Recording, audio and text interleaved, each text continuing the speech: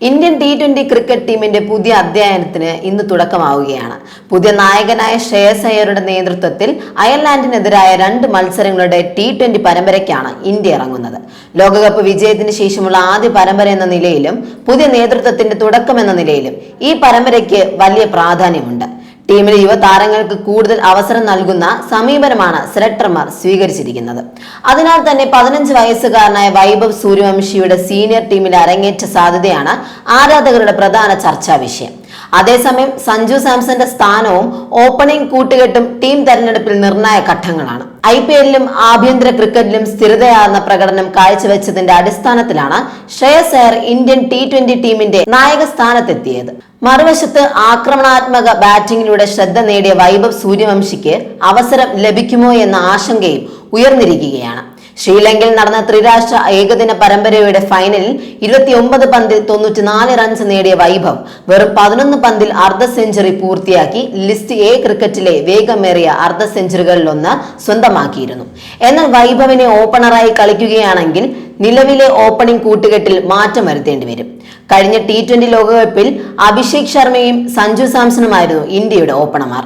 ലോകകപ്പ് വിജയത്തിൽ സഞ്ജു നിർണായക പങ്ക് വഹിക്കുകയും അവസാന 3 മത്സരങ്ങളിലും ഇന്ത്യയുടെ ടോപ്പ് സ്കോററാകുകയും ചെയ്തിരുന്നു. അതിനാൽ തന്നെ അയർലാൻഡിനെതിരായ മത്സരത്തിലും സഞ്ജു ഓപ്പണർ ആകുമെന്നാണ് വിലയിരുത്തൽ. വൈഭവിന് അവസരം ലഭിച്ചാൽ അഭിഷേക് ശർമ്മയ്ക്ക് പുറത്താകേണ്ട സാഹചര്യം ഉണ്ടായേക്കാം. മധ്യനിരയിൽ വലിയ മാറ്റങ്ങൾ പ്രതീക്ഷിക്കുന്നില്ല.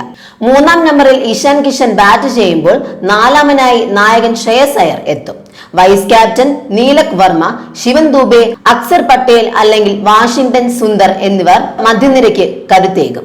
ബൌളിംഗ് വിഭാഗത്തിൽ അർഷിത് റാണ, അർഷ്ദീപ് സിംഗ്, പ്രസിദ്ധ് കൃഷ്ണ എന്നിവർ പേസ് ആക്രമണത്തിന് നേതൃത്വം നൽകും. കുൽദീപ് യാദവിന്റെ അഭാവത്തിൽ സ്പിൻ ചുമതല രവി ബിഷ്ണോയ് ഏറ്റെടുക്കും.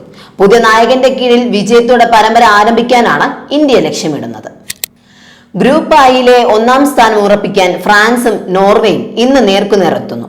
രാത്രി 12:30 നടക്കുന്ന മത്സരത്തിൽ ഇരു ടീമുകളും ആദ്യ 2 മത്സരങ്ങളിലും വിജയിച്ച ആത്മവിശ്വാസത്തോടെയാണ് ഇറങ്ങുന്നത്. അതുകൊണ്ട് തന്നെ ഗ്രൂപ്പിലെ ഏറ്റവും ആവേശകരമായ പോരാട്ടങ്ങളിൽ ഒന്നായിരിക്കും ഇത്. വിജയിക്കുന്ന ടീം ഗ്രൂപ്പ് ചാമ്പ്യന്മാരായി നോക്കൌട്ടിലേക്ക് മുന്നേറും. മത്സരത്തിലെ പ്രധാന ആകർഷണം ഫ്രാൻസിന്റെ കൈലിൻ എംബാപ്പയും നോർവേയുടെ എർലിംഗ് ഹാലൻഡും തമ്മിലുള്ള ഗോൾ വേട്ടയാണ്.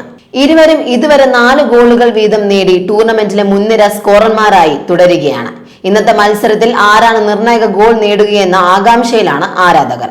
2 ഗോളുകൾ കൂടി നേടിയാൽ ലോകകപ്പ് ചരിത്രത്തിലെ ഏറ്റവും കൂടുതൽ ഗോളുകൾ നേടിയ താരം ലയണൽ മെസ്സിയുടെ റെക്കോർഡിനൊപ്പം എത്താൻ എംബാപ്പയ്ക്ക് അവസരമുണ്ട്. ആദ്യ 2 മത്സരങ്ങളിലെയും മികച്ച പ്രകടനം തുടരാനാണ് ഫ്രഞ്ച് സൂപ്പർ താരത്തിന്റെ ലക്ഷ്യം. സെനഗലിനെയും ഇറാഖിനെയും തോൽപ്പിച്ചാണ് ഇരു ടീമുകളും ഈ മത്സരത്തിനെത്തുന്നത്. നിലവിലെ പോയിന്റ് നില പ്രകാരം ഫ്രാൻസിന് നോക്കൌട്ടിൽ സ്വീഡനെയും നോർവേക്കും ഐവറി കോസ്റ്റിനെയുമാണ് നേരിടേണ്ടത്. എന്നാൽ ഇന്നത്തെ മത്സരഫലം ഗ്രൂപ്പ് ക്രമത്തിൽ മാറ്റം വരുത്തിയാൽ നോക്കൌട്ട് സമവാക്യങ്ങളും മാറും. അതിനാൽ ഗ്രൂപ്പ് 1-ാം സ്ഥാനത്തിനായുള്ള ഈ പോരാട്ടം വിജയത്തിനപ്പുറം അടുത്ത റൗണ്ടിലെ എതിരാളികളെ നിർണ്ണയിക്കുന്നതിലും നിർണായകമാണ്.